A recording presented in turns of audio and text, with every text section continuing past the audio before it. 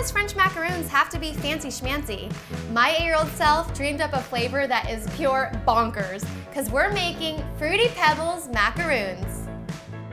I have a confession. I'm a recovering macaroon phobian. I once was so intimidated to make them that I would avoid it at all costs. I mean, I've never really been a huge fan of macaroons because the thought of eating something that's like rose or lavender flavored just sounds like it would taste like perfume.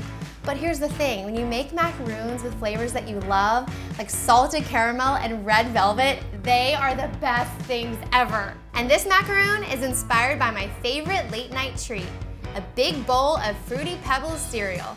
So when you break down a macaroon, you have this creamy filling or ganache sandwiched between two crispy, chewy meringue-based confections. So to start this recipe, we're gonna make the ganache. In a microwave-safe bowl, we're gonna heat our cream until it's simmering.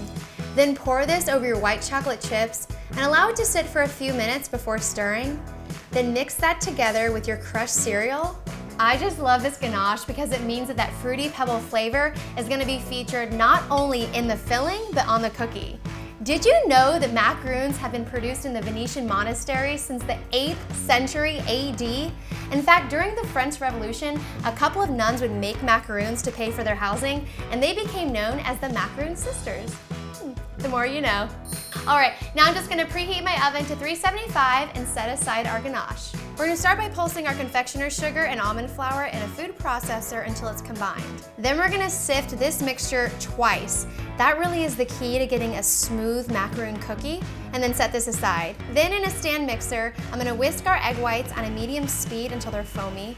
Add our cream of tartar and continue mixing until soft peaks form. Turn the speed to low and add the sugar, then increase the speed to high and whip until stiff peaks form. Stiff peaks should hold their shape and look just like this. Next, we're gonna gently fold our almond flour mixture into the egg whites. Be really gentle with it using a rubber spatula.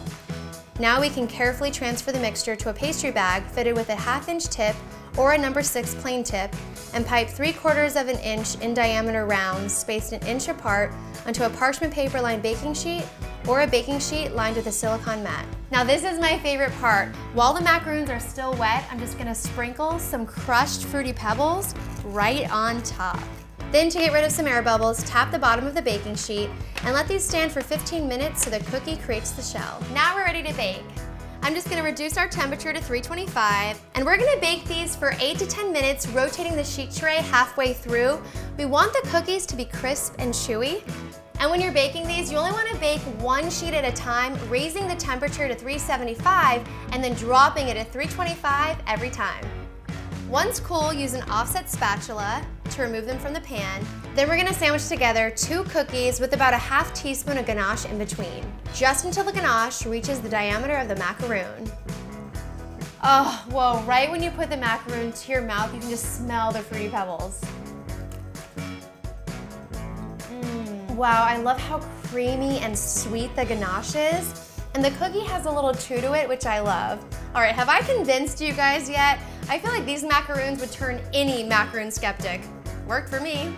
I am so excited to see your guys' photos. Be sure to post them on Instagram, #GetTheDish with Brandy Malloy. I'll see you next time. Bye.